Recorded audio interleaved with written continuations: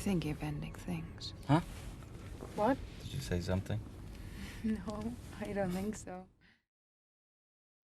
Después de ver la última película de Charlie Kaufman, Pienso en el final, la figura de su autor rondó por mi mente durante varios días, mientras crecían en mi cabeza fuertes sospechas de una tensión inseparable entre él y su obra. Había algo que se sentía profundamente honesto y vulnerable en aquello que había presenciado. Algo autoral, más allá de un sello inconfundible a nivel cinematográfico, de un juego con la forma y el fondo o de un reinvento radical del género.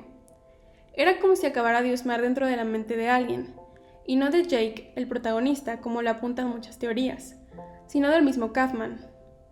Lo interesante de esta sensación extraña de estar dentro de la mente de alguien es que fácilmente recuerda a una trama parecida en una película escrita por el mismo Charlie Kaufman, siendo John Malkovich.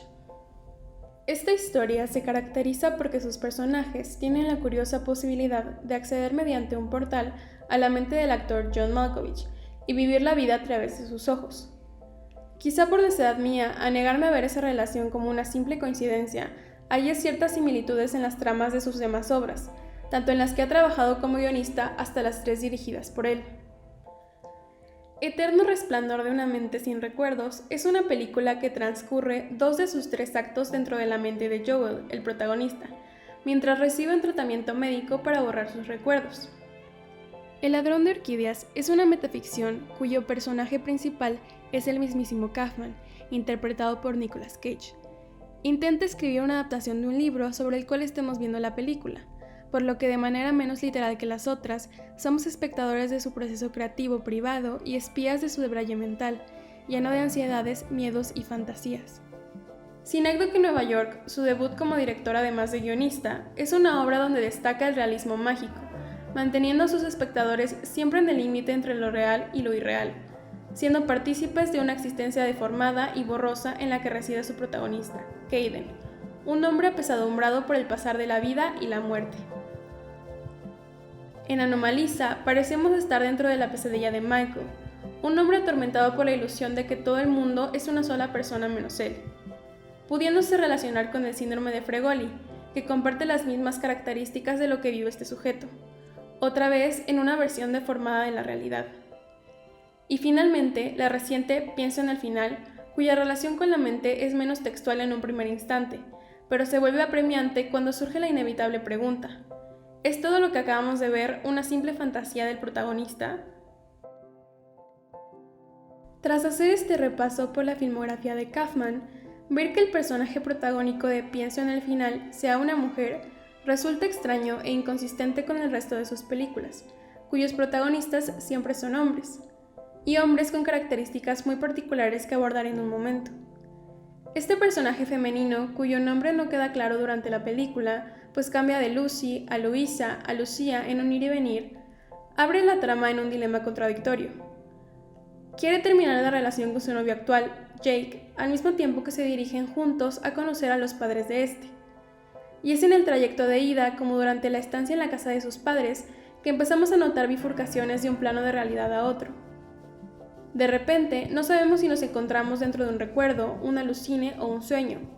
Y aunque quien narra la película es esta figura femenina, no parece ser una historia sobre su vida, ni suyas las ideas expuestas en sus monólogos mentales, sino de alguien más. Hey, who is this? You can't tell. No. It's me. No, it was me. Wasn't it me? Entre más se diluyen las diferencias entre Jake y su novia, más somos empujados a germinar la teoría de que estos dos personajes son uno mismo, o que uno es parte del imaginario del otro. Pero a lo largo de la película hay un cabo suelto que no es unido a su trama hasta el tercer acto, paralelo a las acciones experimentadas por Jake y su novia. Vemos a un personaje misterioso cuyo trabajo es limpiar una escuela preparatoria, un señor solitario de la tercera edad que ve películas románticas clichés en sus tiempos libres y observa a los estudiantes con temor y admiración. Después de su estreno, surgió la popular intención de parte de los espectadores por analizar la película a un nivel principalmente narrativo, buscando unir los puntos inconclusos y resolver el misterio. Muchos apuntan que, en efecto, se trata de una distorsión de la realidad experimentada en la mente del conserje misterioso, y que Jake y la chica sin nombre son proyecciones fantasiosas dentro de un sueño a mitad del día. Esta popular teoría generó impresiones divididas. Por un lado están aquellos que se quejan de la falta de claridad y confusión a la que se presta la película, en un tenor más bien incómodo y aburrido. Otros apuntan a este giro de trama como lo más sustancial que posee, encasillándola al tipo de thriller psicológico que plataformas como Netflix estarían más que dispuestas a vender. Personalmente, considero que quedarse con este tipo de respuestas, tratándose de un autor tan desafiante y personal como lo ha sido Kaufman en el pasado, es incompleto y despoja de complejidad a la historia desde ambos puntos de vista. Parece más bien que la película está construida para trascender la noción de respuestas únicas y tajantes, pero no con la finalidad de una confusión gratuita, sino, al menos desde mi perspectiva, de la metaficción que caracteriza los escritos de Kaufman, en los que es capaz de insertarse a sí mismo dentro de las tramas y llevarnos por un recorrido vulnerable de su idiosincrasia. Una carta abierta de sus preguntas existenciales, sus más oscuros miedos y pesares, dispuesto a la desnudez de saberse con la incertidumbre de tener o no las respuestas y de estar en el medio de conflictos sin resolución. Yes. Sir, what if a writer is attempting to create a story where nothing much happens, where people don't change, they don't have any epiphanies, they struggle and are frustrated and nothing is resolved? More a reflection of the real world. Las similitudes entre la personalidad de Kaufman, al menos lo que deja ver en su versión de Ladrón de Orquídeas, y los personajes protagónicos de sus películas son vastas. Hombres marginados, por la sociedad o por ellos mismos, recelosos del mundo, inadecuados e incomprendidos, que a su vez sienten una especie de superioridad intelectual. I'm better than that smart Alec Cowhand who thinks he's better than me. Un don de arte que los hace diferentes, y cuya diferencia les provoca fuertes ansiedades sociales y pesares existenciales, hasta recurrir a la fantasía para sustituir aquellas vivencias que sus personalidades no les dejan experimentar. Here's the thing. If you ever got me, you wouldn't have a clue what to do with me. Y desenredar nudos imposibles en la vida real. En Siendo John Malkovich, Craig, el protagonista, empieza a vivir su vida a través del envase de este famoso actor. Solo así puede tener éxito, reconocimiento, fama y a la mujer de sus sueños. En cambio, siendo él mismo, es desplazado y lo pierde todo. En El Ladrón de Orquídeas, el personaje de Kaufman fantasea constantemente con el reconocimiento y admiración de las mujeres en su vida, y solo puede obtenerlo hasta que se despoja de su personalidad y se adapta al entorno que lo margina. En Eterno Resplandor de una mente sin recuerdos, Joel enfrenta sus conflictos con Clementine, su pareja sentimental, cuando se encuentra dentro de su mente reviviendo sus recuerdos, pero no en la vida real. En Synecdoche en Nueva York, Caden recrea su vida a través de una macroobra de teatro que nunca se presenta ante un público, sino que se vive al mismo tiempo que su vida, siendo así otra metaficción. Y constantemente sus problemas son encarados por los actores que performan de él y sus seres queridos. En Anomalisa, Michael evade su realidad. No queda muy claro si lo hace voluntaria o involuntariamente, pero la distorsiona de una manera en que no puede conectar con nada ni con nadie, por lo que vive apartado del mundo en una pesadilla constante. El mismo Kaufman, en diversas entrevistas y pláticas, ha optado por tomar a sus inseguridades y miedos de la mano y mostrarlos al público con vulnerabilidad y valentía, dejando ver a través de sí mismo, de manera transparente, en una especie de búsqueda por quitarse de encima las cosas que lo atormentan, poniéndolas allá afuera, como hace Caden en Synecdoche en Nueva York. I struggle all the time when I'm writing. I've never delivered a speech before, which is why I decided to do this. I wanted to do something that I don't know how to do and offer you the experience of watching someone fumble, because I think maybe that's what art should offer. An opportunity to recognize our common humanity and vulnerability.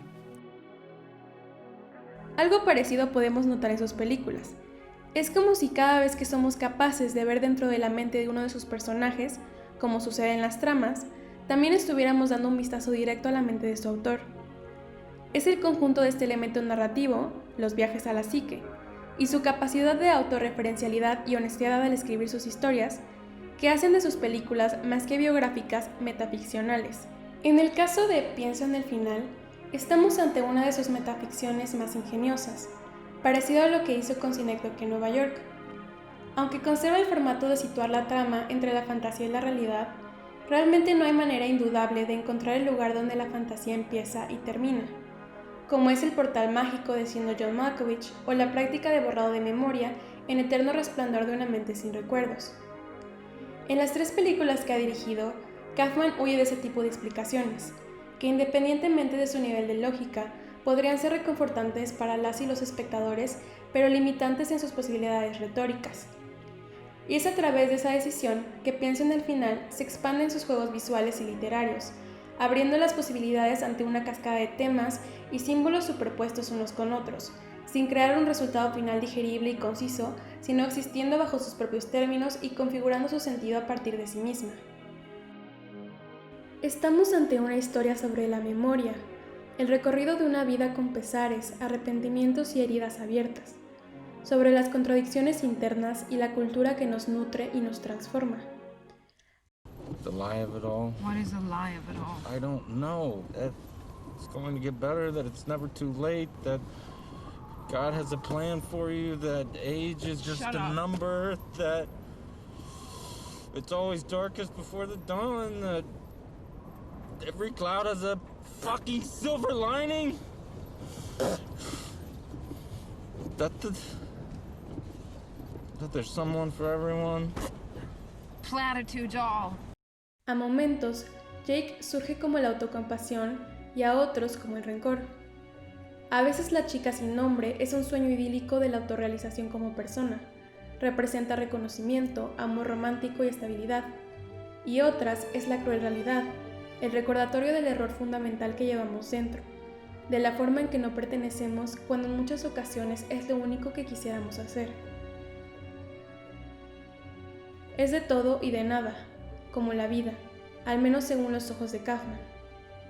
Y eso es parte de lo maravilloso de su cine, que por más autorreferencial que sea y lo egocéntricos que parezcan sus personajes, al final nos habla desde un sinfín de voces y experiencias que nos conectan con lo más profundo de nuestras historias personales humanas. Kaufman es un escritor honesto respecto a los profundos defectos de sus personajes masculinos, seres atrapados en su propia miseria, incapaces de ser héroes de la historia y tener arcos triunfantes, pero no los victimiza, pues reconoce sus deficiencias y las juzga, con la misma sutileza y contradicción con las que se ejerce la autocrítica. Llevó este ejercicio a sus últimas instancias al escribirse a sí mismo, literalmente, en El ladrón de orquídeas, en medio de la angustia y la inseguridad al intentar realizar ese mismo guión que estábamos viendo en pantalla. En sus otras películas, la culpa de los malestares que caracterizan a los protagonistas muchas veces cae sobre sus propios hombros. Son conscientes de sus tragedias autoinfligidas, frecuentemente acaban solos, y las mujeres llenas de vida y autonomía son el recordatorio de aquello que está mal en ellos. Too many guys think I'm a concept, or I complete them, or I'm gonna make them alive. But I'm just a fucked up girl who's looking for my own peace of mind.